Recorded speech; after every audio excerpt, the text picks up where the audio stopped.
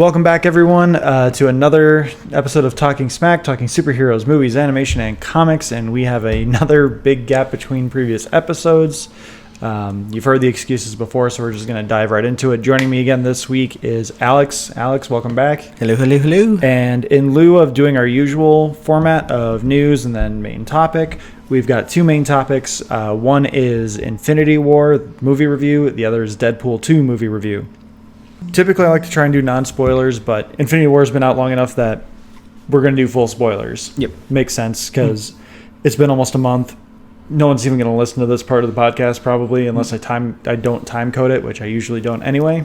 And then we're going to do full spoilers on Deadpool, because all the non-spoiler stuff you've seen in the trailers. Yeah. There's more layers to this Deadpool, but you already know the basic idea of the story, so we're going to move right along into it. So, Infinity War. Starting off right away, we have two ratings. We have must-see and pass. Mm-hmm. This is a must-see for me, obviously. You can't really be invested in the MCU and not want to see this movie. Well, it's just a must-see for me because there are things in this movie that I never expected to see in a movie ever. Thanos grips a moon and tries to Chewbacca the Avengers. It's fantastic. Star Wars Legends Chewbacca. Oh, sorry. That death is no longer canon. No, and apparently we might see his wife and kids and best friends in Solo. So yeah, I have thoughts on Solo, but we'll save that for the review episode next week. My main thought on Infinity War is, one, this is the Empire Strikes Back of the MCU. It took us 10 years to get here, but this is very much the Empire Strikes Back of the MCU. Completely. You have a darker ending where the heroes don't necessarily win, but they get out, most of them anyway. And it was just emotionally draining. I actually did pretty well and stayed away from spoilers. And when we got to the end, which we'll discuss later, I was audibly just going, holy shit. Holy shit. Oh, yeah. I've seen some people argue that it's not really The Empire Strikes Back because it doesn't feel like it's a fully complete movie, to which I don't understand that argument. I disagree completely. It has a beginning, middle, and end. The main argument, they're like, well, it's going to get all resolved in the next one. It's like, yeah, well, it's going to get all resolved in the next one, just like everything was resolved in Return of the Jedi. This is an Empire Strikes Back style movie in that the heroes lose and now must figure out what to do next. I'm not sitting at the end of the movie wondering what is going on, what's wrong, why I feel like the mission wasn't completed. The mission failed. That's the movie. I would counter argue that with going with the Star Wars trope, it's all a matter of perspective, because this movie is pretty evenly divided four ways. Mm-hmm. You have Thanos and his quest for all the Infinity Stones to get the Infinity Gauntlet put together. Yeah. You have Iron Man, Doctor Strange, and Peter Parker doing their thing. Mm-hmm. You have the Guardians and Thor doing their thing. And then you have the Earthbound heroes doing their thing. Captain America, Scarlet Witch, all of them, Black Panther. And even though you have this four-part story, this is very much Thanos' movie. Oh, yeah, totally. And that's where it kind of... you get the complete story, is because you have Thanos' story, which is beginning, middle, and end. Although we do kind of come in the middle of the beginning because we don't see the attack on Xandar. But this is very much Thanos' movie. We set up emotional stakes for him because he has to do certain things that cost him things that he cares about, although as a villain he's not supposed to care about anything. And I apologize if you hear kids screaming in the background. My children are refusing to fall asleep. But yeah, the one thing I will talk about right away is Thanos' quote-unquote children, the Black Order, the Ebony Maw, Cull Obsidian, Proxima Midnight, and Corvus Glaive. They are technically, Thanos views them as children. They're his servants. They consider themselves servants, but they are also his children. Like, they are the closest thing he has to children. And while most of them are just kind of placeholders to kind of progress the story along, the Ebony Maw, especially the weird priesty one. I'm sure you're not familiar with all the names. No, well, I'm very familiar with Proxima Midnight because I kept going, she looks cool. This is gonna sound weird, but she was gorgeous. Yeah. Like when they did the close-up shots, she was creepy, but the art and the animation of the graphic design was just awesome. Yeah, no, I kept every time they get to a close up, I was like, she's fascinating. I would like to know more about her. Can I cosplay as her? No, I'm not gonna do that. Can my wife cosplay as her? Because her outfit, her thing, her poise, the motion capture actress they got for her was fantastic.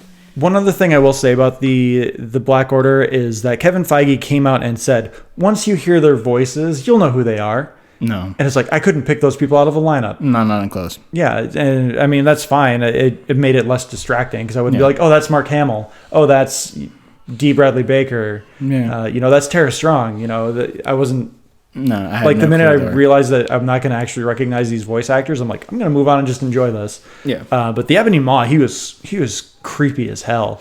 He's the Squidwardy guy that blew up. Yeah, he was Squidward. That was fantastic. He was cool because I liked how they set him up, and that I was wondering how they're going to go, because Doctor Strange is Magician Supreme or Wizard Supreme. Sorcerer Supreme, thank you. And I was like, okay, well, this should be an interesting quick battle. And he's like, haha, you're a child in your tricks. I'm like, ooh, this guy's going to be interesting. And he was very interesting, and I love that. I thought he was fantastic. Yeah. He was creepy, and he's exactly what somebody who is mastering the dark arts should be. Yeah, and then you had Cole Obsidian, who was the big brute guy who just like grunted along. And him. He went through 2 arms within the movie. And then he got just sliced and diced and made julienne fries.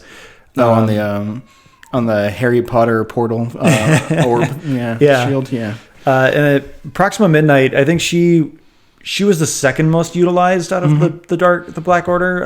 Ebony Maw had the most things to do, but that was very early on. Yeah. Then Proxima Midnight had a little bit more to do, but she still didn't get too much to do. She was just kind of... She and Corvus Glaive, which in the comics they're actually married. Oh, okay. Which is why they kind of have a similar skill set and power set. Right. He's got his staff and she's got hers. But Corvus Glaive is actually like Thanos' right-hand guy in the comics. He's the guy he goes to. And they didn't give him much of anything to do. He had a couple of little one-liners, but he had a very forgettable role. Which one was he? He was the guy in the hood. He was the guy that was like trying to steal the gem out of Vision's head. Did he die? Yeah. How did he die? Let me go through my databanks here. Somehow he died. Okay. he gets stabbed. He gets Coulsoned. Yeah. So he gets reverse Vision. Reverse Vision. Yeah. He's fighting Vision in Wakanda, and then Cap comes, and Cap gets a little overpowered, and then Vision gets him. And Vision shows up from leaving. He does his did they or did they not databank him moment and shivs him. Yeah. Yeah. Okay. Okay. So we're gonna kind of talk about the story a little bit here. Everyone knows kind of how this movie starts through the trailers. Thanos shows up on Thor's ship, which we see at the end of Thor Ragnarok. Ends up killing Loki. Again, we're talking full spoilers here. Yeah. Which it's the first 5 minutes of the movie. It's not to be expected. But the way Loki went out was actually still pretty nice for a character that really seemed kind of unredeemable or irredeemable. He considered himself an Odin's son. Yeah. And he did something that I'm going to come back to if I remember to put it in my notes. That also Gamora did, where they're the only 2 people in the entire movie. I'm just going to get to it now, otherwise I'm going to forget. They're the only 2 people in the movie that went for Thanos' head. Yeah. Thor, when he ends up doing his, he just chucks his axe and gets him in the chest because he wants that moment of vengeance to kind of gloat, and it doesn't work. But yeah, Loki and Gamora both obviously kind of knew something that everyone else didn't really think about. Yeah, I actually really like Loki's mini arc because that entire beginning portion was mostly just him. Thor got beat up and then chained up really quick. Heimdall unfortunately gets off, and his whole purpose of being alive was to send Hulk to Earth instead of Thor or somebody useful, which kind of annoyed me. But the entire beginning portion is just Loki. Mostly they're setting up for him to get off, and I actually really liked it because he obviously has a Tesseract, which is why they show up. He then tries to make a bargain, which of course is a trick because he's like, oh yeah, we have a Hulk, Yeah, which was a nice callback. Which was fantastic. And then I really love what they did with Hulk is they did, what is it?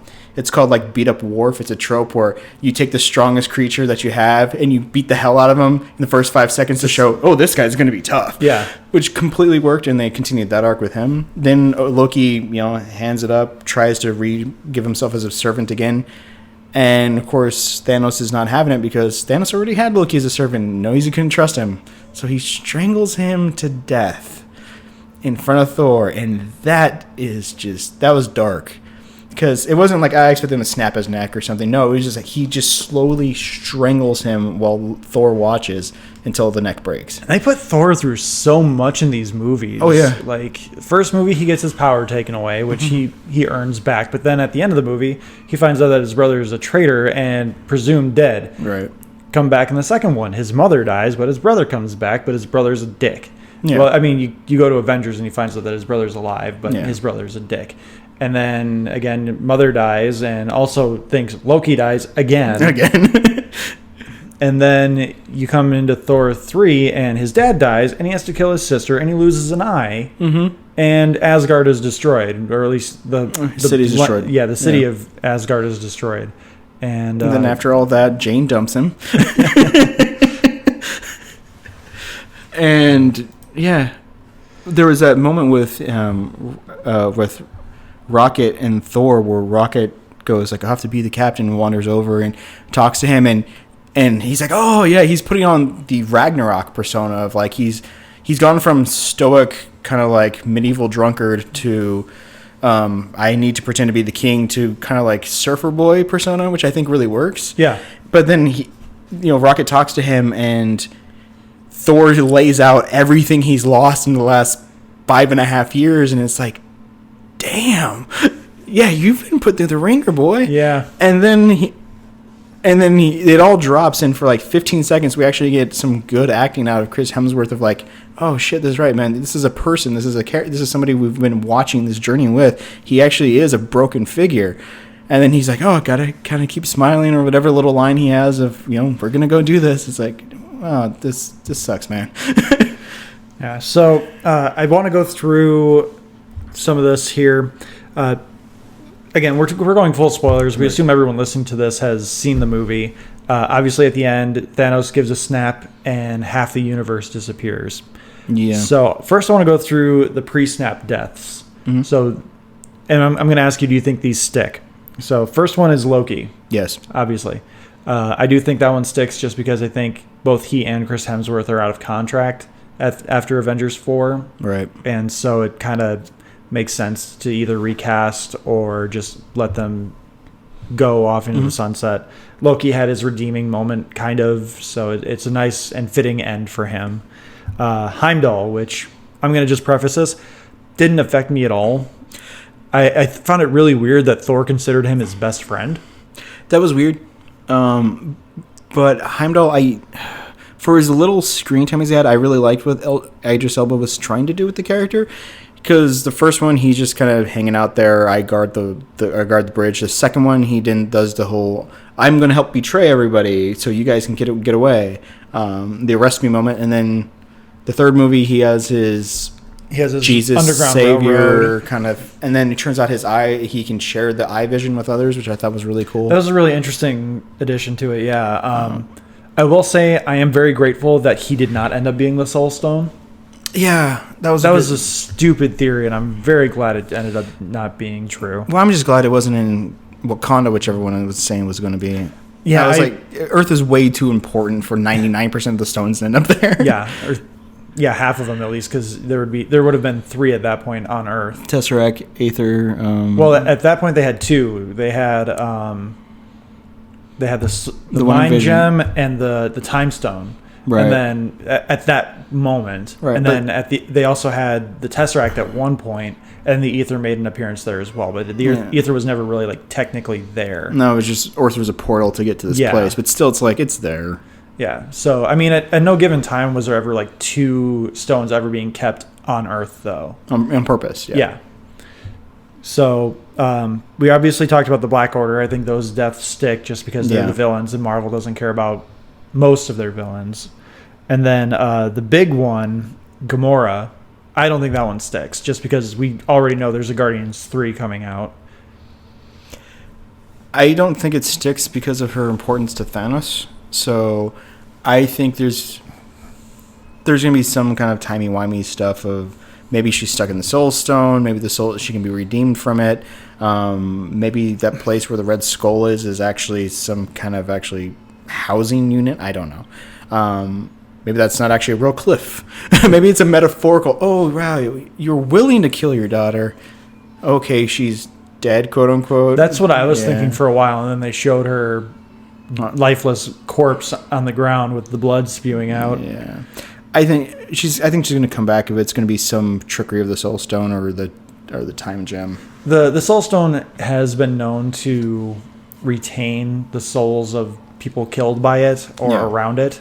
So I do think she's coming back, whether it's in Avengers 4 or that's going to be the main plot of Guardians 3, is that they have the Soul Stone and they have to figure out a way to get Gamora back. Guardians 3, the search for Gamora. Exactly. Which, the Soul Stone, that was an awesome surprise to see the Red Skull. That was fantastic. Trapped. Yeah. And what is it? Vormir? Something like that. Something like that. As the Watcher, essentially, of the Soul Stone. He basically is there to guide and show people what they need to do to gain access to the Soul Stone, but because he has nothing that he loves, he can't ever have access to it. So he just sits there and gaining knowledge and wisdom and nothing to gain from it. And fun fact, that was not Hugo Weaving voicing the Red Skull. That was some guy who I guess is just like a really good mimic. I forget his name, but he did a really good Hugo Weaving Red Skull. Yeah, I thought it was him. Until it was like midway through, I was like, there's something slightly off with the face. Yeah. Well, the entire face and stuff was CGI. Oh, but they didn't do the mask thing? Yeah, okay. They just CGI'd the whole thing. But the guy in the voice, like, there were little things in the voice that was like, that's not quite Hugo Weaving, but A for effort. Yeah. Super, like, A triple plus for effort. But that the Soul Stone was really cool. Like, I enjoyed how... The only thing I didn't like about that moment was I felt like Zoe Saldana kind of hammed up her joy of realizing Thanos, quote unquote, had nothing that he loved. Yeah, it was a little like played up to the audience. It's like there was the moment of like the whole of the audience. They gave the audience just enough time to realize like, oh, he loves her. Oh crap, he loves her.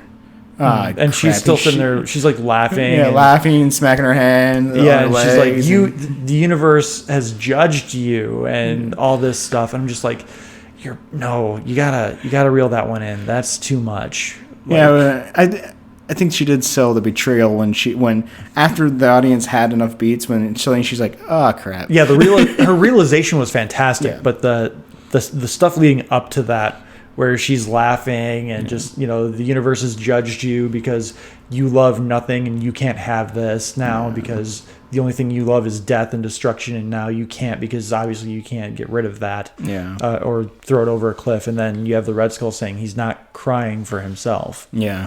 And then she has the realization, and everything from that moment is fantastic.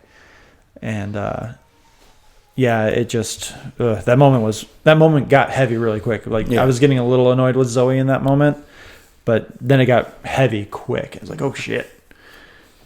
And then other deaths that we have that are confirmed on screen, two of which I thought were safe picks, like to not die in this movie. Which, I mean, technically, are they technically dead if they're blinked out of existence? Yeah, I think they're technically dead. So Black Panther was the first one. I thought he and Spider-Man were safe. No, certainly. Yeah, like you're not gonna. Kids love Spider-Man and Black Panther. You mostly assume that that's going to be a pretty successful movie. I know they filmed this. A year before Black Panther came out, so they had no idea of knowing it was going to be at the time the highest grossing superhero movie of all time. Yeah, there was a bunch of people like, well, we know people are going to die, but it's not going to be Black Panther. I mean, look how popular it is. They can edit it out. I'm like, yeah, not that close, not that quickly. Look what Justice League had to do when they had to edit back out a mustache. They can't re-edit back in Black Panther in 3 months. Yeah, which they even bumped up their time frame, so it was more like 2.5 months. Yeah. Then we also had Bucky, which that was a little bit of post production that bothered me because I've seen it twice. I've seen it once on a standard screen. I saw it once on IMAX, and both times Bucky stands out like a sore thumb when they start to go Ash. Really? If you pay attention, like Bucky's like just over Steve's shoulder in the shot, and you can just see like that harsh black Fairly Odd Parents line around him. Is it as bad as Banner in the Hulkbuster armor? Yes. Is it that? That's okay. I'm gonna have to rewatch that part. Okay. Yeah, Don Cheadle, like there's some really bad post production stuff that like is forgivable because they've come a long way. But like what you're talking about with Banner and the Hulkbuster armor, like his head even looks a little off center. Yeah, but Don Cheadle looks really bad with the helmet down too. Weird. We also had Groot, which James Gunn was asked what was his last I am Groot, and he says father to Rocket, which is just like even more heartbreaking. Scarlet Witch, Star-Lord, Drax, basically all of the Guardians except for Rocket and Nebula. And then you also have Doctor Strange, Maria Hill, and Nick Fury. Yeah, there's some. So. And then a bunch of no-name Wakandans. Yeah, to cut back to some of the weird deaths, I am slightly annoyed by Nebula not disappearing. Because I've gone through this weird phase with her. Like, the first movie, I kind of liked her. The second movie, I actually really kind of liked. I liked the whole story of her going along the lines of, how we were sisters, we grew up together with him, we fought every day, and every day he would take a piece of me away and replace it with robotics until there's nothing left of me, and you never let me win once. I was like, wow, that's harsh. But then this movie, I was just like, I don't know, I just didn't care. Like, I don't know if it was the plot's fault with the whole Gamora out of nowhere telling her, oh, I know where the Soul Stone is, but I'm never going to take him to it. And and for some reason, apparently Nebula is a living recorder, which was never established and suddenly is. And apparently he can just tap her databanks and search for Soul Stone. Oh, hello. That's weird. And that pissed me off. And I'm not sure if that's the character's fault or the writing's fault, but I suddenly didn't care about her. That was very much a plot device. Yeah, okay. That was just Thanos needed a reason to not trust Gamora, and even though he's like, you were always a bad liar, now I have proof. Like, okay, but going back to Gamora, there's a plot hole in what you were just talking about when she tells Star-Lord that if Thanos gets her, Star-Lord has to kill her, right? Because she knows something, and if she tells Peter what she knows, then he'll know and he'll be in danger. Yeah. It's like you literally just learn the location of the Soul Stone by saying, I know where the Soul Stone is. Like, then it just comes into your mind. Like, okay, yeah. But she tells Nebula, like, she says, I found the map to the Soul Stone. Right. And I burned it. Okay, well, how come Nebula doesn't now know where it is? Yeah, that is a little weird because, because literally all she has to do is tell Star-Lord, I know where one of the stones are. Yeah. That's all she has to say to him. And instead he can be like, oh, well, that's a problem. Yeah. Yeah, you're right. That does make it weird that she's like, promise me you'll kill me if he captures me because I know something. And he's like, well, what is it? I can't tell you. That is weird. Why didn't you just be like, I know where one of the stones are? Well, it's not only that she says, I can't tell you. She says, I can't tell you because if I do, then you'll know. Yeah. What sense does that make? That's weird. You're right. That's weird wording. That's like my biggest nitpick on the movie other than Thor's new eye being a different color. That bothered me a little bit. I was like, it's a robotic eye. Can't you just like pop it out and like change the color a little bit to match? Okay, so if we're going to talk about nitpicks, there's one thing that bothers me to no end, and it pisses me off. That's not how you smith. I'm sorry, The Lord of the Rings and my limited amount of actually blacksmithing while doing reenacting, you do not make a functional battle axe by just heating up some metal, pouring it into a flat shape, and it suddenly works. All you have is a flat slab of metal, but that thing's a full battle axe with it's the mold. No, the flat is the outside of the mold. But it poured on top of it, and then he like hit it with his hand. Yeah, and poured into it. Yeah, but he then hit it with his non-hand, and it just kind of breaks out, and it's fully formed and sharpened. Why wasn't he just making weapons all the time like that then? If the mold is all you need, and the mold makes it super sharp and functional, Then what is it? Why does the dwarf's hands are removed? It's because it's Uru. See, that's not how you smith, though. That's how you smith with Uru. But then what does he need hands for? Because he's a dwarf and he's a little arrogant. No, you need hands to refine. He's a 10-foot sharpen. He's a 10-foot tall dwarf. You fold the metal. You sharpen. You use different things. That's the only thing that really pissed me off. Is it just like he just hits it with his hand. It breaks out of the mold. And he's like, I just need a broomstick, and we're good. And it's like, it's not sharp. I like the idea of Groot giving up a piece of himself to be the handle of the awesome. of the axe. Mm-hmm. But if you go back and look at the concept art of Infinity War, where you see like the big spreadsheet of all the heroes, Thor's got his hand behind his back, and he's got this really like sleek, beautiful handle of the new Stormbreaker, of his new axe, hammer, whatever you want to call it. I like that a lot more than I like Groot as the handle, but I like what they did with Groot. I like the meaning of it, yeah. Yeah, although technically the handle it's no longer a part of Groot. I guess. He broke off his own arm to give him the handle, which is pretty cool. Yeah, and then his arrival in Wakanda was awesome. Oh, yeah. And they blast the Avengers theme when Rocket and Groot and Thor show up, and Thor's in his full body armor, not just exposed arms. That's a great moment. I don't know if we were talking about this off the air or on the air, but in the Battle of Wakanda, they do two things that are awesome. One, they pull off a faceless army. Yes. You don't even think about it. No. Like, you don't even realize that, they're doing the Chitauri and the Ultrons again. They pull that off without you even realizing it. Oh, yeah.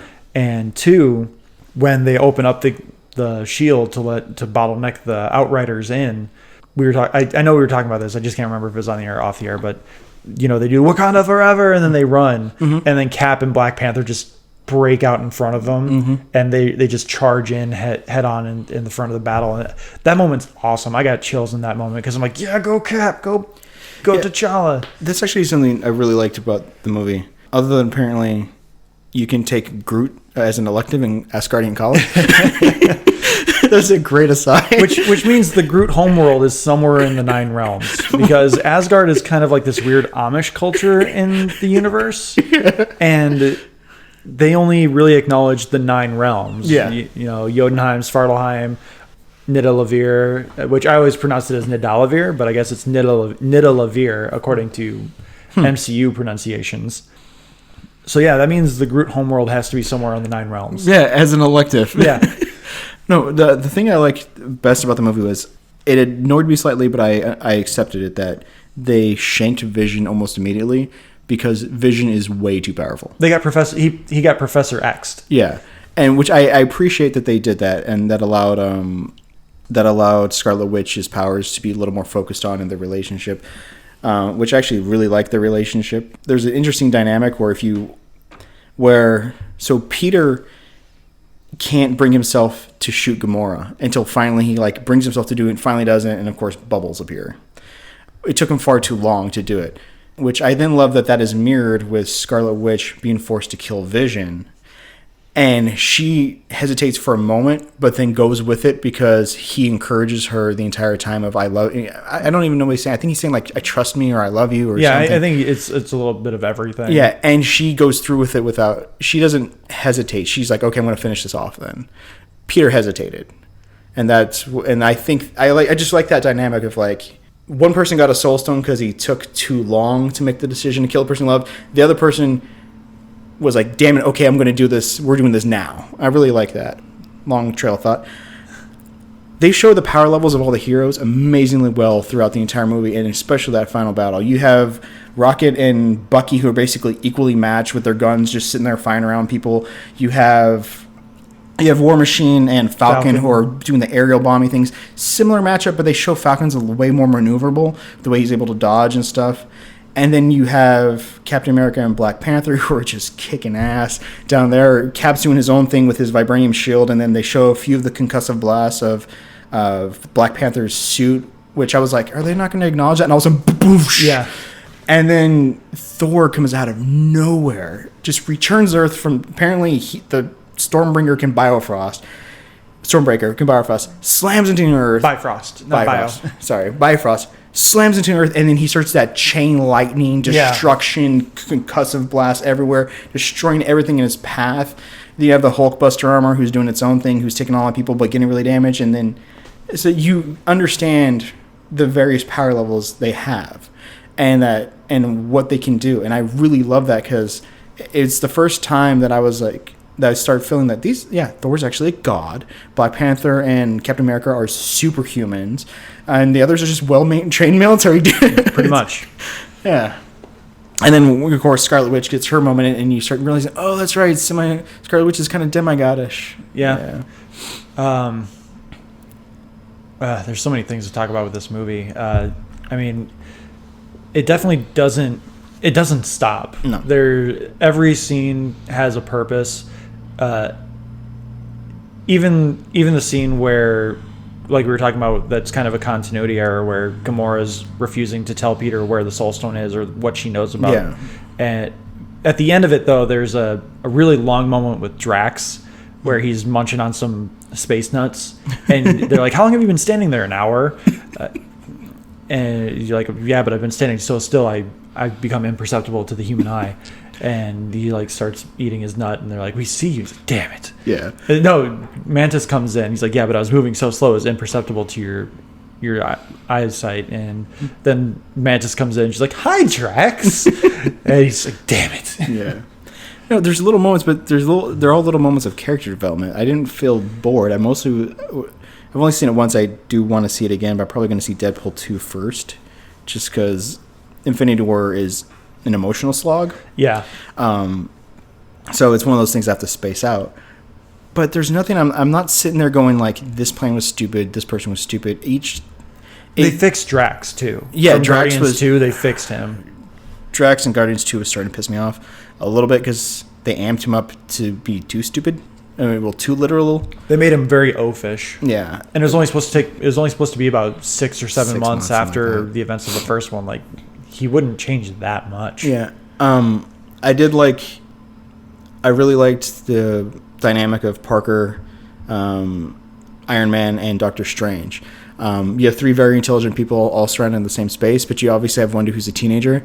And he again referenced, like, hey, remember that really old movie Aliens? I was a little upset that he went with Aliens and not Alien. Yeah. Just because, I mean, they airlock all of them. Yeah. So, I mean, it doesn't really matter, but I was like, he should have done Alien. But I get that he would lean more towards Alien since it's more of an action movie. Yeah, it's more of an action movie. It's like 84, 85. It's a little more in his wheelhouse, but it's still... His death sucked, by the way. It pissed me off so much because I wasn't expecting it. And then what I like is that, so he starts to die and he says, I don't want to go. Which, if you're a Doctor Who fan, when Doctor Who came back, when the 10th Doctor died, that was his emotional moment. He had been poisoned with radiation, and he basically did this farewell montage. The actor was leaving, the writers and directors were all leaving as they were doing changeover to the 11th Doctor. And his emotional farewell was he looks at the camera because he's been dying of this poison for like 24 hours as he sets his world right, and he says, I don't want to go, while crying, and then explodes and becomes the 11th Doctor. Everyone's dying, just kind of like, oh, that's kind of weird, or what the hell's happening to me? And then Peter falls into Iron Man's arms, kind of crying, and says, I don't want to go. And I'm just like, and I'm thinking the 10th Doctor, I'm like, I don't want you to go. You took a doctor away from me, and now you're taking Spider-Man. You're taking the first person who's both Spider-Man and Peter Parker, you bastards. Yeah. You're killing him. What's wrong with you? Yeah, and that hurt a lot, especially the fan. Have you heard the fan theories? That it's a spider sense. That's why he's like, spider sense. Yeah, that creeps me out. If that's the way the directors are getting away with it, like, oh yeah, his spider sense. He knew he was about to die. That hurts even more. Because everyone seemed to just kind of like look at their hand or like get a really funny feeling, and then they were gone. But Peter like lingered, and that's one thing that I do want to get to before I forget and before we move on. I do not think it is a coincidence that the original... Spoilers for Avengers 4. We know Hawkeye made it. He didn't get snapped out because he's been seen on set, and there was a big fan thing about how Hawkeye wasn't in the movie. No, they explained why. They're under house arrest. Well, but I mean, we also know that he he didn't get snapped out because he's going to show up in the next one. Yeah. But I don't think it's a coincidence that the writers left the original 6 Avengers alive. You've got Banner, Cap, Thor, Iron Man, Hawkeye, and Widow. Black Widow, yeah. I don't think it's a coincidence either. It does grate me a little bit. It's just a little too obvious, and that bothered me because I expected Scarlet Witch, War Machine. I expected maybe Doctor Strange. Oh, did I mention Sam? I think I forgot Sam in my list. Isn't he? Wait, Sam's there, isn't he? No, he's not. Sam's gone. Yeah, War Machine was looking for him, and he ashed before anyone even noticed he was gone. Oh, that's right, because he was like he was crouched on the floor or something like that because he'd been knocked out of the air or something. Yeah, and you're right. That does kind of annoy me a little bit. I understand it's probably purposeful. It's like, hey, we're regressed now back to the beginning kind of thing. And I think it's just, again, a last hurrah for the Avengers team. Yeah. It's going to be... Captain Marvel's going to be doing something where she won't be able to take on Thanos, and the original 6 Avengers will have to just team up one last time to take out their greatest foe ever. Yeah, it's going to be something like that. I'm just slightly annoyed by it. I like it. As long as it's done well, I like it. Yeah, well, it's a little too... Well, there's just something a little too... I don't know, it just seems out of... How does it snap the fingers and half of the original team isn't gone? Because, I mean, you expect... Because it's random. Yeah, but it's not really random because the screenwriters don't want it to be random. No. I kind of expected Tony to go, but then Tony's still alive. The first 10 years of the MCU are very much Tony's story. I know, that's... So, I think Tony might be a good candidate to die in Avengers 4. Yeah. The Russos and everyone have kind of laid it, and Marvel especially, have laid it out that you don't need to have someone be permanently dead to have stakes. Yeah. And I'm okay with that. If Captain America survives through Avengers 4, if Tony survives through Avengers 4, and they're just like, we need to call it quits. You got Captain Marvel now, you got Spider-Man, you got Doctor Strange. You got a good figurehead right there to keep going on as the Avengers, but we're done. Yeah, I mean, I would like to see some of the stakes... Some of the people actually dead though. I understand that they always want to leave the door open in case they can strike a new deal with them, but somehow they're going to undo half their universe being snapped, which either that's beating the crap out of Thanos to get it all back, but his glove was pretty blown up, and so was his arm. That was going to be one of the last things I wanted to talk about. The last shot of the movie is Thanos on his farm, finally getting to relax, like he said.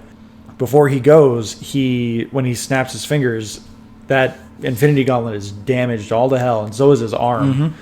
And so I'm curious if he's not going to be able to utilize, maybe like 1 or 2 of the stones are cracked, or maybe he just is not able to utilize the full power of the gauntlet anymore because of how damaged it's become.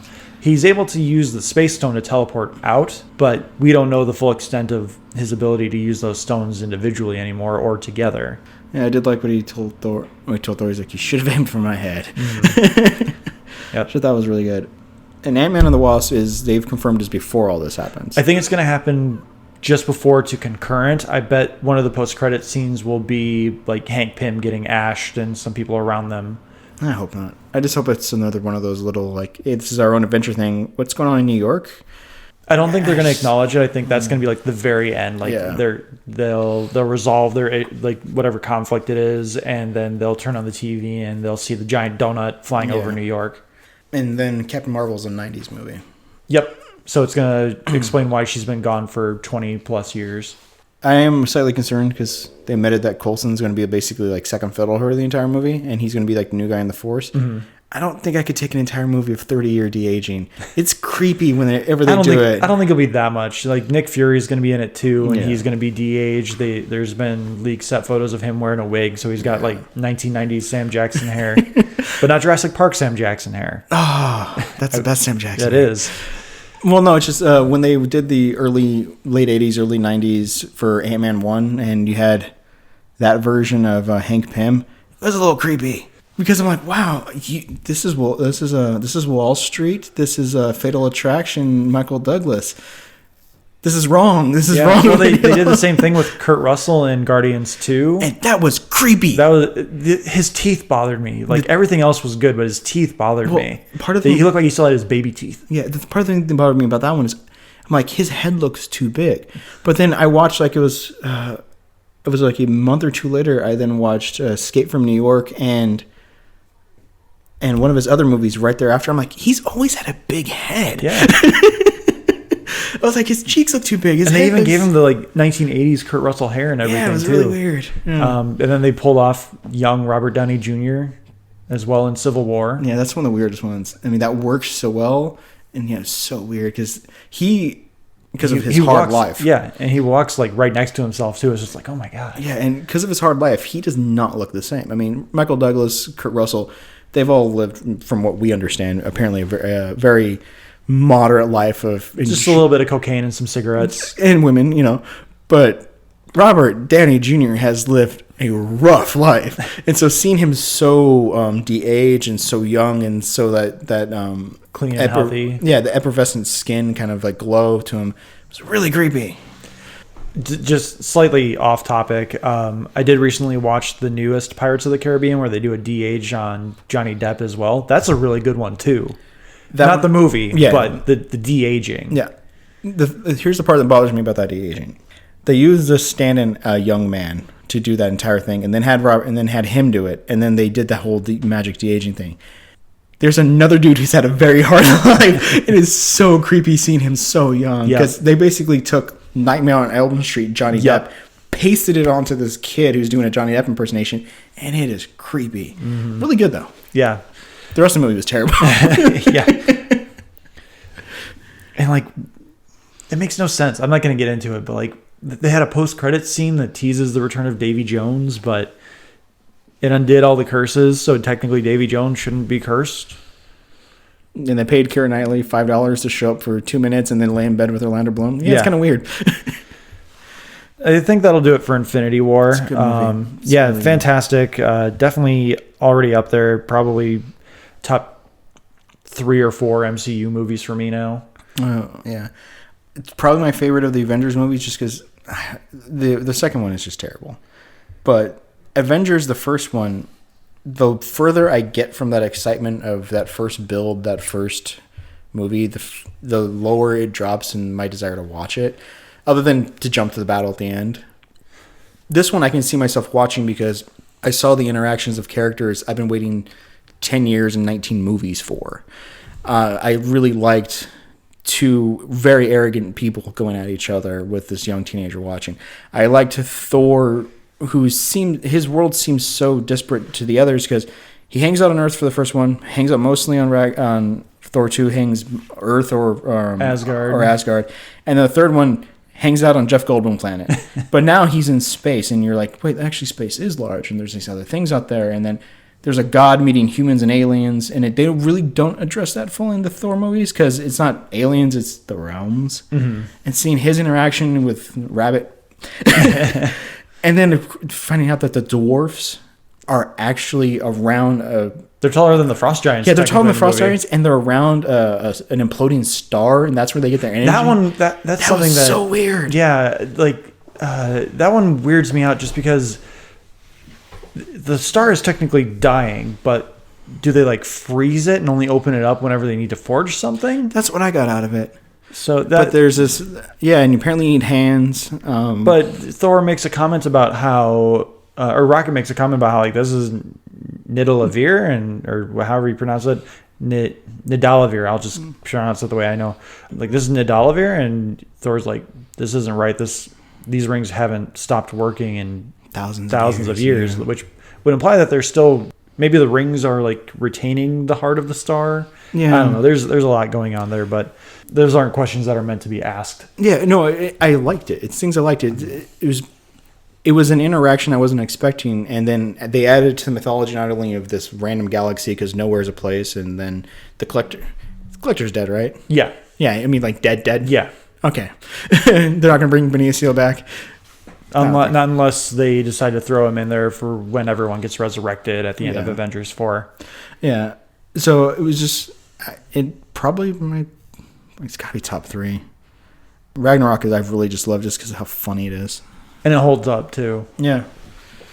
They're just good jokes, and it's a well-made movie. And yeah, and they did redeem Rocket a little bit for me too. Like a lot of the Guardians characters just got really sour for me with if you listen to the last episode, you'll know Guardians 2 is one of my least favorite MCU movies. Yeah. And it's largely because of overlong jokes with Rocket and Drax and Star-Lord and all that. Like, I still really did not care for Chris Pratt as Star-Lord in this one. Like, it's not because of him doing... we're going too long on this at this point. But it's not because of him freaking out on Thanos and quote-unquote ruining the plan.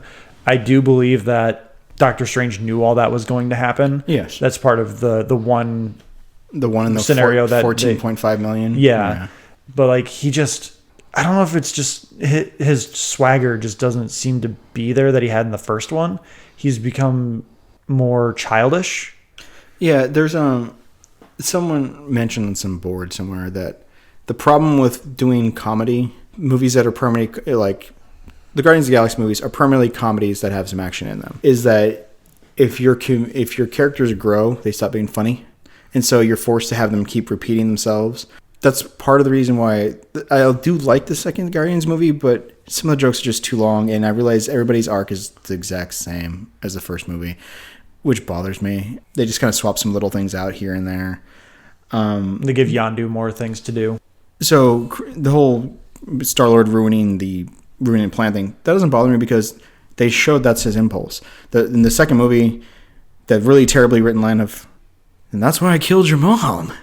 And he immediately snaps out of the trance and starts shooting the guy in the face. I appreciate that because that's an instinctive reaction. So this one's like, "Oh, you killed Gamora. Okay, I'm immediately going to shoot you in the face." Yep.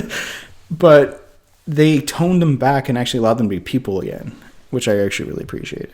And so we'll see if they actually can continue on some kind of good path in the third one. But if there's the same kind of man-child thing going on, will they, won't they?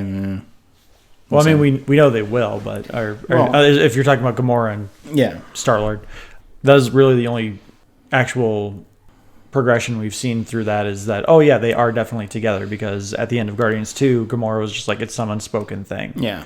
And now they're like, oh, yeah, we are together and we are saying I love you to each other. Yep. So we'll let that be that.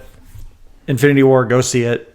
Thanks for listening to the 40-minute rant on a 4-week-old movie at this point. Wait. Well, okay, one more thing.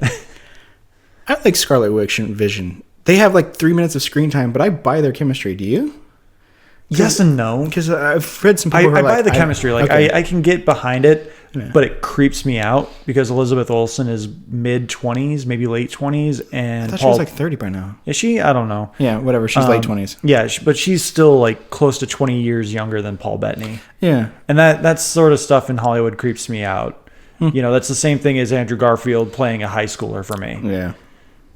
See, some people are like, I don't care about Vision. I don't care about them. They never have screen time. I'm like, well, yeah, their screen time is limited because they haven't had movies focused around them. But I actually do like the relationship, and I like that her being forced to kill him. And when they were walking around Glasgow or wherever the hell they were at the beginning of the movie, and like, oh, they're romanticing together. Oh, they're trying to live their lives together. I was like, this is actually I'm buying this because this is more interaction of downtime interaction than we get with like Pepper and Tony. Pepper and Tony. They never have downtime interaction. It's always like, some crisis is happening, things are going terrible, or like at the beginning of the movie where they're like, oh, hey, we're gonna have a kid. Crap's blowing up. So yeah, Pepper and Tony are very much more helter skelter. Yeah. But yeah, I legitimately, both times I've seen the movie, I legitimately jump at each time Vision gets Coulson the first time. That's crazy. That just comes out of nowhere. So moving on, Deadpool 2. Fantastic. Really fun. Another must see. I don't even think you really have to see the first one to get this one. No, not at all. So I think the story is a lot more nuanced. They actually pull some emotional beats really well. Yeah. There's a lot of really good humor, and there's a lot of really good comic humor and comic book movie humor as well that works really well. I don't think there were many jokes that fell flat for me. I'm trying to think of a joke that fell flat, and I can't find one. For me, it was we're going full spoilers with this. So if you don't want to get Deadpool 2 spoilered, thanks for listening. Follow us, like us, all that stuff.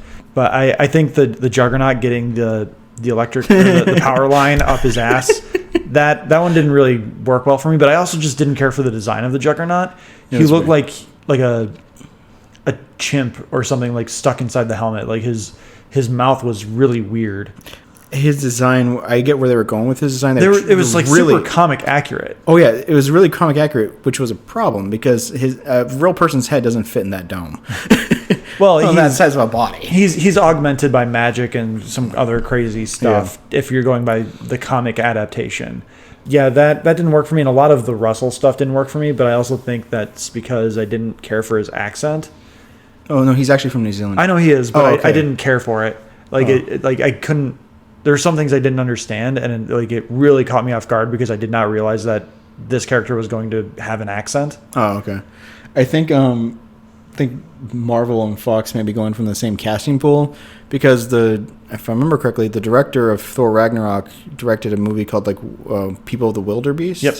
And that kid is the main star of it. Okay. Yeah. So and he actually, it's a really funny movie. Taika Waititi's, as far as I'm aware, he's actually not had he's the New Zealand Ryan Coogler. Yeah. Except he does comedies instead of dramas. Yeah. But no, I didn't think of anything jokes that fell flat for me. The only thing that partially fell, the movie works for me. I might like it better than the first one. The first one just hit a real sweet spot for me. It was like a really nice, short, contained movie. It's brisk. Apparently, the movie doesn't work if you watch it in chronological order. It has to have that weird jump back in time constantly. This one, it's obviously they had a budget. I don't know. So some of the effects are a little iffy, so I don't know where that budget went. I think it mostly wanted to like the Juggernaut and Colossus. So the movie starts off with a hysterical showing of Deadpool walking around the apartment he shares with Vanessa, and he's smoking a cigarette, sticking his head in the oven. He has a bunch of barrels of like kerosene set up, and then he walks over to this little statuette of Logan from the end of Logan, impaled on a tree, bleeding out, which is how he dies in the movie. And apparently it's a music box because he hit it and it starts rotating Logan around it, and it starts the music, and then he explains, well, Logan piggybacked off me. He chose an R-rated movie and then he died, so I gotta die too. And he jumps up onto this barrel and explains, well, how did I get here? And then the barrels all blow up. Yeah, and I like that they actually kind of homaged the first one with the broken timeline. Mm-hmm. And they kind of led up to all of that stuff. Yeah. Then once you get through that, though, the story kicks up, and I think there's a really like not dramatic, but like, what's the word I'm looking for? Emotional. Not emotional. It's a really harsh cut to Cable. Oh, okay, yeah. You just jump to Cable, and it's just like, oh, whoa, okay, I guess we're doing this part now. Oh yeah. So they do a montage of Deadpool. He's become a worldwide kind of vigilante, going around killing a bunch of people, and a very, very gory sequence of just killing lots and lots of people, which is fantastic. And then it turns out that Vanessa died because he screwed up and didn't kill the right people, and they showed up at the house, tried to off him and Vanessa at the same time. They fell at that, and that's why he decides to blow himself up, because he's so emotionally upset. And then you have an amazing James Bond title sequence. Yep. Featuring all Deadpool in sexy poses and doing weird stuff. And you get the classic title card of, like, they didn't do the same thing that they did in the first one, where it's, like, God's perfect idiot and stuff like that. They actually, like, kind of gave an internal monologue of, like, most of the audience, wait, did they really just kill her? Yeah. I don't understand what's going on right here. And then, it says written by, it's like, they're the bastards to blame for her death. Kind of thing. Yep. And I did like what it says, directed by one of the guys who killed John Wick's dog. Yep. And then I think Ryan Reynolds' title card is the insecure bastard who can't share screen time or something like that. Before we really get into like the stuff we liked, I want to just start with like the one thing that I really was kind of annoyed by is that the only reason they brought in Negasonic Teenage Warhead was to be like, hey, look, she's a lesbian. See, that didn't bother me. I don't mind the representation. Yeah. I just wish they would have actually given her something to do instead of just show up at the end and be like, oh, hey, we'll take all these kids in the what's the word? It's something bird. Xavier school for the they'll take them in the flight. Yeah, we'll take them in the Firebird or whatever. take them all to the school since they're all mutants. Well, we have more recruits, yay! But like that's literally all they did, and they like her girlfriend Yukio is the best part. Like that's my favorite bit. Oh yeah, you know, hi Wade, hi Yukio. Yeah, that was I love that. It was just too adorable. Yeah, no, I actually really liked he and Yukio's interactions because it was really cute because you've got some of like Deadpool's from the comics. He does have his cuteness moments where he acts really silly and stupid and not just, you know, a monologuing, fourth wall breaking bastard. Yeah. But again, it felt like Negasonic Teenage Warhead was literally only there to be like, I'm a lesbian, look at me. And we have a Justin Bieber joke too. No, none of that bothered me. It did kind of annoy me that she didn't have an arc like she did the first one. Well, she didn't have an arc the first one. She had more to do. Yeah, because one of my favorite parts of the first one is actually when Deadpool's fighting Colossus and he keeps breaking himself on him, and it keeps cutting back to her laughing harder and harder the more he hurts himself. And she just was just like stone-faced the entire time, getting annoyed that Yukio and Wade are getting along really well. But other than that, like again, I don't mind the representation. I applaud it, but I wanted her to do more. Yeah, I actually was kind of surprised that like she wasn't part of the X-Force group. Yeah, and like, well, I mean, the X-Force group was literally there to just die, except for Domino. What are you talking about? They were there for more than that. That was one of my favorite parts. That was a great bit. They all just keep dying. That was a very pleasant surprise. I was like, oh, they're gonna you know, rip on Avengers for a little bit, but nope, they all just kick it. Well, the thing is, and they set it up completely with Weasel being interrogated by Cable. Yep. They're all like, I'll tell you the entire plan, everything. There's going to be a wind. It's going to be like from like 15 miles from like the northeast. It's a sunny day. Tomorrow you might want to do this. Oh, they're going to cut through this course. They're going to do all this. They're going to come in from a plane. He tells them the entire plan. Yeah. And then they're on the plane. And it's like, it's a little windy, isn't it? We're fine. And then they all just die. In horrible. Did you catch the hidden I didn't. Of all the cameos I caught Vanisher's cameo. Oh, yeah. Did you see that one? Yeah, it was Brad Pitt. Brad Pitt. I didn't catch Stan Lee's cameo, though. I missed that one. Wait, Stan Lee was in it? Yeah, I mean, I assume he had like some kind of cameo. It's a Marvel movie. I'm surprised you missed the Alan Tudyk one. There's an Alan Tudyk cameo? Alan Tudyk and Matt Damon. When Cable shows up when it lands in the past and he's walking up and he talks to the two rednecks, the fat redneck is Matt Damon doing a Matthew McConaughey impersonation. Huh. The other redneck is Alan Tudyk. And I knew immediately it was him because he had the body build and he was doing that Tucker and Dale, kind of like his chin's a little forward and he's doing a little draw. And I was like, that's Alan Tudyk. Huh. I know that's Alan Tudyk. Oh, yeah, I see it right there. Matt Damon, redneck number 2. Yeah. Alan Tudyk, redneck number 2. They're both redneck number 2 for some reason in the credits. Yeah, they are, which is funny. I'm surprised. I didn't see Stan Lee if he was in it. Someone in my group told me that they saw it, but I mean, getting back on track to the movie. The manager. They keep cutting to the floating, the stupid floating parachute. Yeah, there's nobody in it. Yeah, well, he was in it. I mean, well, yeah, but I was actually there's a thread or a storyline in the Deadpool comics of Deadpool kills Deadpool. Yeah, which I think that actual storyline is all of Deadpool's dismembered parts actually like form together to form like an anti-Deadpool.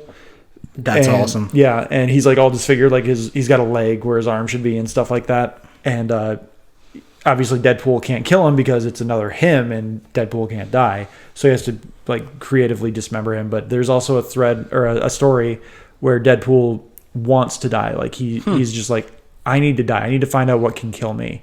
And I really kind of liked where they went with this, where he wants to die because he wants to be with Vanessa, but at the same time, he's just like, what can kill me at this point? Yeah. And when they put those inhibitor collars on them, and he like his cancer kicks back in, I was like, oh, I would have assumed that his like healing factor would have just like gotten rid of it. Yeah. But no, like his healing factor is constantly fighting it to keep it at bay, I guess. Yeah, that's a really cool concept to me. Yeah, that's the way I took that. It was like when he started getting sick and vomiting and nausea and all that stuff, I was like, oh, the cancer's still there. I assumed he was healed as just part of like the whole regeneration just screwed him up. Yep. And he was just now he's healthy and can live forever kind of thing. But no, it seems that his cancer was always there, which I thought was really cool. I was like, and then he seemed kind of excited. Well, not excited, but accepting of it. He's like, well, I'm going to die. Yeah, cool. I'll die of natural causes. I don't have to worry about going to like kill myself. Yeah. So what did you think of Josh Brolin as Cable? He didn't have a whole lot to do per se, but I really like what he did with it. I mean, he was there to nothing but just be a foil. Yeah, no, he was just there to be the bad guy, and he was just there to snark a little bit, and I'm on a mission, and that's all he got to do. I did buy his little change of heart at the end. I actually bought that, which I understand some people might not, because out of nowhere he's just like, well, I guess I'll save Deadpool's life. But I actually bought it because he knows his daughter and wife are alive. I'm assuming that he realizes it's kind of effed up that he came back in time to kill a kid. But I liked it. I really, really loved the character design when he actually was like... when they took off the shirt, yeah. The only thing I wish they would have gone into the technovirus that is infecting him.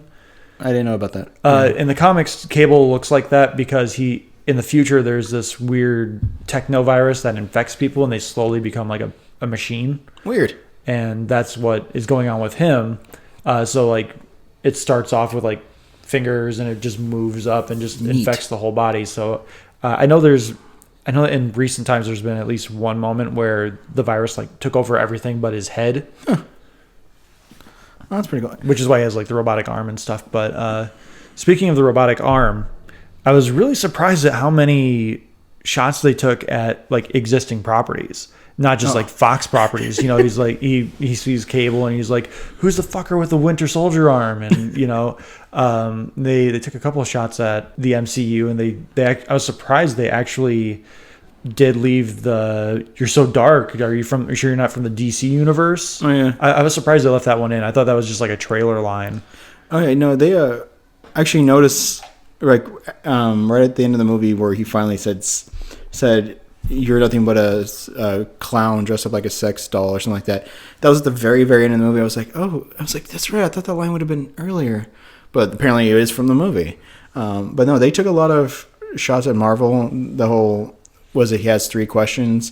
Is Dubstep still alive? Something, I forget the middle one. But the last one is, do people get tired of robotic arms in movies? Where the middle one was. What was something? I don't know. It was something about Deadpool. I forget exactly what it is. Yeah. It's a super fun movie. For 2 hours, it was very brisk. Oh, yeah. There are post-credit scenes, which we will discuss in a little bit. Yeah. One deleted or scrapped idea, I guess they had, was Chris Evans was apparently supposed to show up in a Captain America outfit. Oh, that would have been perfect. This is supposed to be a post-credit scene where he shows up in his Captain America suit and Deadpool calls him out for being the Human Torch. Oh, that would have been fantastic. Yeah, but I don't think Marvel and Disney would have allowed Chris Evans to show up as Captain America in that movie because there's distribution and likeness rights and stuff that they have to get by. And whether or not they'll actually be able to buy it and blah, blah, blah, blah. Yeah, one thing I want is Deadpool's crayon-drawn map of the plan that they were going to execute just because there's so many little things in there that I didn't quite catch. Like, They foreshadowed Juggernaut a couple of times. Like one was Wade breaking the fourth wall and going, and a great big steaming pile of foreshadowing. Yeah. And then there's he again circles the train or the caravan or whatever, and he's circling and it says surprise sequel monster. Oh yeah. You know, just kind of trying to throw people a little bit off.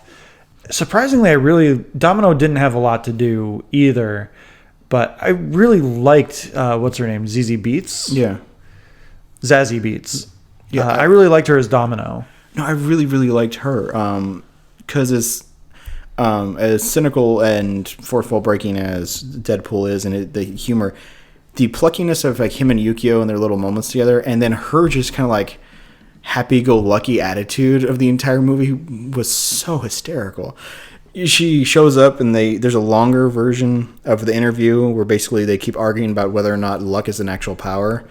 And then you first see luck working as a power as she lands in like the street and starts going after the caravan.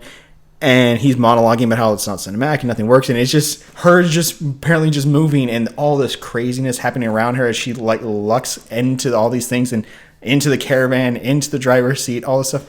And I'm like, wow, that actually made it work.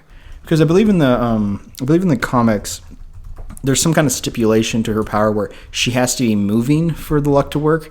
Like, if you get her while she's asleep, or you somehow trick her into like being tied up or chained up or something like that, the luck factor doesn't work anymore. And I thought they played that up in the movie by having anytime something lucky was happening, she was on the move. And like the one time something lucky didn't happen, which is the brakes went out on the caravan, she wasn't in control of the caravan at that time, and when that happened. But I thought they did her well. Like when the caravan eventually gets destroyed and Deadpool's broken and beat to hell, and Cable is as well, and she just happens to fly and land in an inflatable panda that was in the air. Which after that sequence, when they go back to the baby hand gag, but they just go full bore with it, where Deadpool's got baby legs instead. Or no, it's well before that. It's when Deadpool's still going through his depression. I love the fact that they called back to just like a gag that they had in the first movie, where Wade tells Blind Al that he had a cure for her blindness. I loved that. Buried in the floor underneath like 8 pounds of cocaine. And so he pulls out a floorboard when he's just looking for cocaine to like numb himself from the pain of losing Vanessa. You see cure for Blind Al underneath the bags of cocaine. Yeah, these 2 giant bags of cocaine, some guns, bullets, and ammo, and then the cure for Blind. There's so many great gags and callbacks in this movie. It's so much fun. The final conflict is interesting too, even though it's just 2 CGI monsters of Colossus and Juggernaut going at each other. But it's more about Deadpool and Cable kind of learning to work together. But the number one thing that I think bothers me about this movie is technically Cable should have disappeared. If we're considering it a straight line time stream, Cable would never have come back in time once Deadpool saves Russell, and technically Cable would have never come back in time. But Cable's family is revived, and that's all that happens. Yeah, something happens. The family's fine, and they're in the future, apparently living happily or something like that. Without Cable, though, so it's like and a teddy bear. Well. He has Hope's teddy bear still. So so she wakes up one morning and the teddy bear's gone. Yeah, it's weird. But I mean, they never set up the rules for their time travel anyway. Yeah. But while we're on the subject of time travel, we're going to talk about Deadpool fixing the timelines. Oh God. These are the post-credit scenes. The first post-credit scene we get is Negasonic Teenage Warhead and Yukio fixing Cable's time travel device. Yeah. Then we get some credits, and then we come in and we see a pan-up of X-Men Origins Wolverine Deadpool. So it's half-naked Ryan Reynolds with his mouth... Actually, it's not Ryan Reynolds. It's a body double. But yeah, I know. I just find it interesting that he refused to film those scenes. Yeah. But he's got the mouth grafted shut, and we see Logan say, "Oh, I see that Stryker finally found a way to shut you up." Yeah. And then just a bullet goes through Origins Deadpool. Yeah. And he's just like, "Hey, just fixing the timeline," and just like unloads a clip into him. And then he's just like, "Love you." I love that so much. I really wish they would have been able to get Hugh Jackman back just for that moment, so he could have been like, "What the fuck?" Yeah. The next one was... I forget what the second one was. Oh, he goes back and saves Peter. Yeah, he saves Peter. He saves Peter, and he's like, "Bye, just walk away, Sugar Bear, just walk away. We don't need you anymore. You can go." Okay. It's kind of scary. Give Domino my email. Yeah. And then the last one is him killing Ryan Reynolds for getting the Green Lantern script, which is great. Oh, I love that. Especially since he's like so excited. He's like, "Finally, I'll be in the big leagues," and bullet and blood splatter all over the Green Lantern. You're welcome, Canada. It's so good. It's he also so much saves fun. Vanessa's life. Yeah, which that raises some questions of, is she going to be back for the third one? Is she technically still alive? Yeah, I do wonder how the end credits actually work for this, because the writers they interviewed the writers, and they said that the time travel thing is not going to happen. That they're not going to spend an entire movie hopping around Deadpool in the various timelines in various timelines, and like Deadpool throughout history fighting Civil War and other crap. That doesn't necessarily mean that the time travel stuff that happens in the post credits doesn't stick, right? So, but they didn't address that. They basically said like, "Oh, if there's a third one, we're going to keep it smaller. We're going to scale it back because this was a very big movie for everybody involved, and we don't want to do another big movie." and we're not going to have any time with shenanigans. Which makes me then go, do those not count? They better. I would like it if Vanessa's counted. Yeah. Yeah. Because we need more Marina Baccarin. Yeah.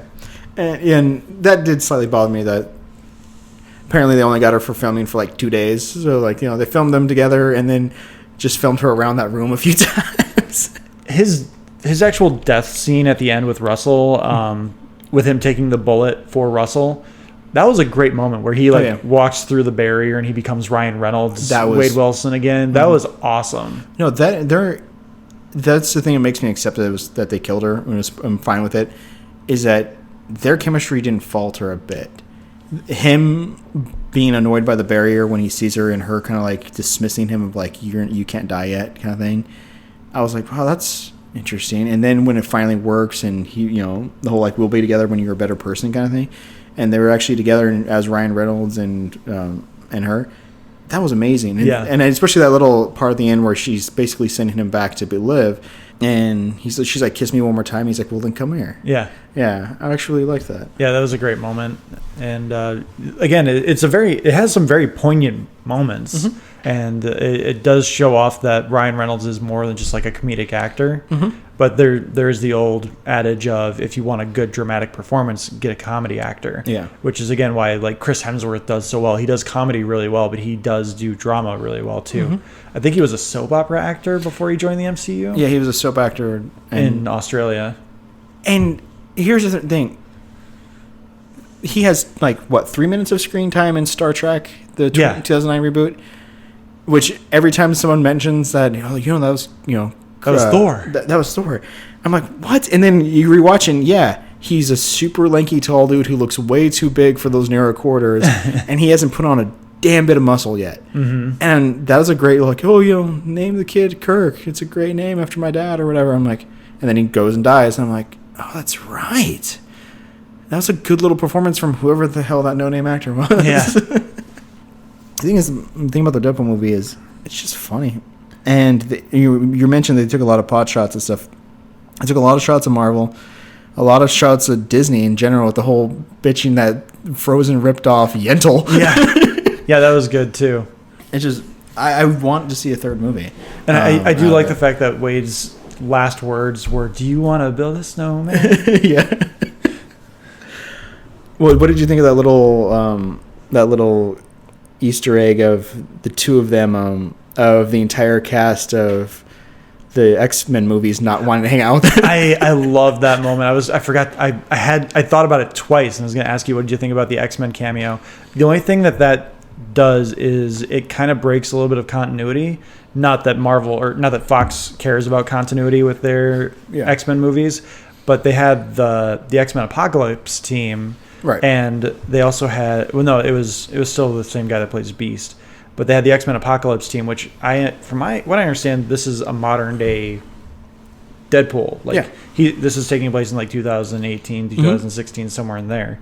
So why are the kids that were the same, why are these the 1980s kids? Well, yeah. Well, don't forget that Cerebro smells like Patrick Stewart. Yep. Yeah, no, it's just a damn good movie, and it's fun. It's exactly what I needed today. Just go there, laugh, and because the first one I went in with moderate expectations because they kept talking about how there's no money involved and they have no real hope in the movie other than of course Ryan Reynolds, and then we're like, oh, this is gonna be great. We're gonna do great, and they hired some first time no name director who delivered an amazing movie. This one, I was looking forward to. I was really hoping that it would be funny and that it would be great with action. And the action was brutal. Some amazingly brutal action. I didn't think this was necessarily as visceral as the first one. There wasn't as much blood. There wasn't as much, dismemberment. Wade gets ripped in half at one point, and there is the spot where he, breaks his spine in the prison breakout. But I don't think there's really a lot more, as far as I remember, right. I feel like there was a lot more gratuitous blood splatter and stuff in the first one. No, the entire first part, when he's fighting through that Yakuza hot tub thing, their hands and arms are being chopped off left and right. There's a guy walking around in the background with his arms missing, and then the whole it's in the Red Band trailer where his hand gets shot out and he reaches through and the gun shoots through and he twists the gun around and shoots the guy's head. And then when he tumbles down the mountainside and he hits the rock and he crawls out of the river and his head's that's true. And missed. Yeah, he's missing a big chunk of his skull. Colossus gets his... I didn't know this could happen, but apparently Colossus's teeth can get punched out. Yeah, and he got a big dent in his forehead too. Yeah. So, I mean, I think it was a little more... They didn't do any of the first one had a lot more nudity because he went to the strip club and then he had that nude fight scene with Ajax. Yeah. This one, other than that one sequence with baby legs, there wasn't any nudity. He went full Basic Instinct. That was really creepy, by the way. That was... But they played it off really well, too, though. And, like, Domino seeing him without his mask for the first time, she's like, whoa! And they started doing some of the jokes again, yeah. But no, there was a few scenes... No, when Cable was going through, like, killing people, he's, like, breaking necks and punching people's... Like, breaking arms and stuff.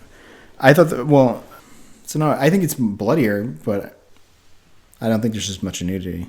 Maybe that's what I'm thinking. I don't know. I haven't watched the first Deadpool in a while, so maybe I'm just... But, yeah, again, this is a must-see. I don't know if there's much more we can really say about it. I enjoyed the hell out of it. Super fun. Any last words on Deadpool 2? No, it's fantastic. I'm tentatively excited to see if Disney allows them to film a third one. Yeah, I could see them using the Fox brand as a way to do R-rated superhero movies and still get away with it. I would very much like to see a Deadpool Spider-Man crossover as well, though. See... I think we've talked about this one. You could do a PG-13 Spider-Man. You just would have to have, Deadpool Spider-Man crossover movie. You would just have to have Ryan Reynolds being really pissed off that he can't curse, and every time he does, it bleeps. it either bleeps or they have like some kind of contrivance, like a truck goes flying by honking its horn. Yeah. One of my things I would really love to see is him trying to get around like the PG-13 censor, like take him to like a strip club. And be like, hey, look, we're going to a strip club, and take Spider-Man to a strip club, and just have the entire thing pixelated except for the two of them. And then have like Peter reacting like to everything he's seen, but we don't see anything because it's that 1990s bad cable pixelation.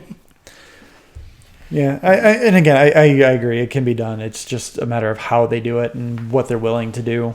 So we'll see. The merger is supposed to go through sometime next summer. X-Force films in October.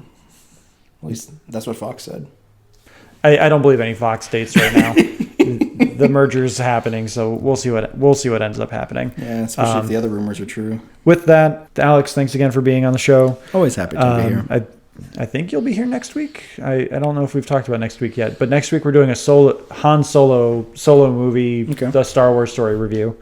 So if you're planning on seeing Solo opening weekend, we can do that. Yeah, that's depends on something else. I'll tell you off camera. All right, off camera. Yeah, we have cameras. Didn't you know? I did not know you had hidden cameras in my house. No. We were filming this all on cameras, but we're only taking the audio for the feed. Oh, okay.